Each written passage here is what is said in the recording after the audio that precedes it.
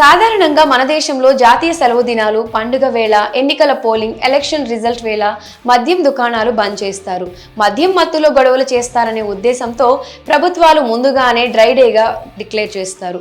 ఈ క్రమంలో తాజాగా ఈ ఏడాది జనవరి 22వ తేదీన మద్యం దుకాణాలు, బార్లు మూసివేయనున్నట్లు ప్రభుత్వం ప్రకటించింది.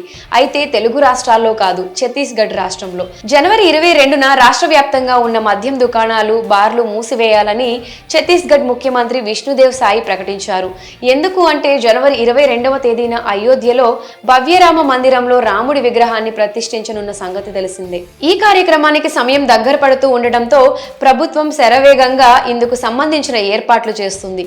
ఈ క్రమంలోనే జనవరి 22వ తేదీన ఛత్తీస్గఢ్ లో డ్రై డేగా అమలవుతుందని ఆ రాష్ట్ర ముఖ్యమంత్రి విష్ణుదేవ్ సాయి ప్రకటించారు. అంటే ఆ రోజు రాష్ట్ర వ్యాప్తంగా ఎక్కడా మద్యం విక్రయాలు జరగకూడదని ఆదేశాలు జారీ చేశారు. తాజాగా రాష్ట్రంలో డిసెంబర్ 25వ తేదీ నుంచి జనవరి 2వ తేదీ వరకు నిర్వహించిన గుడ్ గవర్నెన్స్ వీక్ చివరి రోజున సీఎం విష్ణుదేవ్ సాయి ప్రకటించారు. ఛత్తీస్గఢ్ లో సుపరిపాలన వారోత్సవాలు జరుపుకుంటున్నామని సీఎం తెలిపారు. సుపరిపాలనే తమ సంకల్పమని, రామరాజ్య స్థాపనే తమ లక్ష్యమని ఈ సందర్భంగా చెప్పుకొచ్చారు. అయోధ్యలో జరగబోయే శ్రీరాముని విగ్రహ ప్రాణ ప్రతిష్ఠ కార్యక్రమానికి రాష్ట్రంలోని వరి ఉత్పత్తి సంస్థల ద్వారా సుమారు 3,000 టన్నుల బియ్యాన్ని పంపించినట్లు ప్రకటించారు. అంతేకాక రాష్ట్రంలో పండిన కూరగాయలను కూడా అయోధ్యకు తరలిస్తున్నట్లు చెప్పుకొచ్చారు.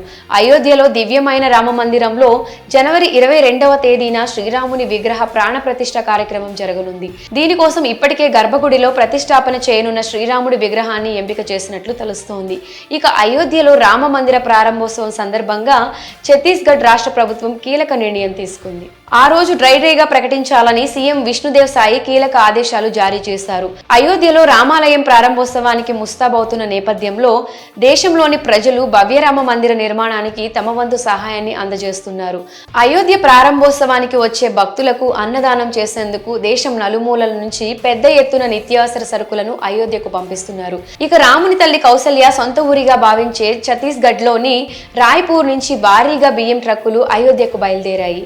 శ్రీరామ జన్మభూమి తీర్థక్షేత్ర ట్రస్ట్ నిర్వాహకులు ఈ విషయాన్ని వెల్లడించారు. మరి జనవరి 22న మద్యం దుకాణాలు, బార్లు మూసివేయాలని ఛత్తీస్గఢ్ ప్రభుత్వం ఆదేశాలు జారీ చేయడంపై మీ అభిప్రాయాన్ని కమెంట్ సెక్షన్ లో కమెంట్ చేయండి.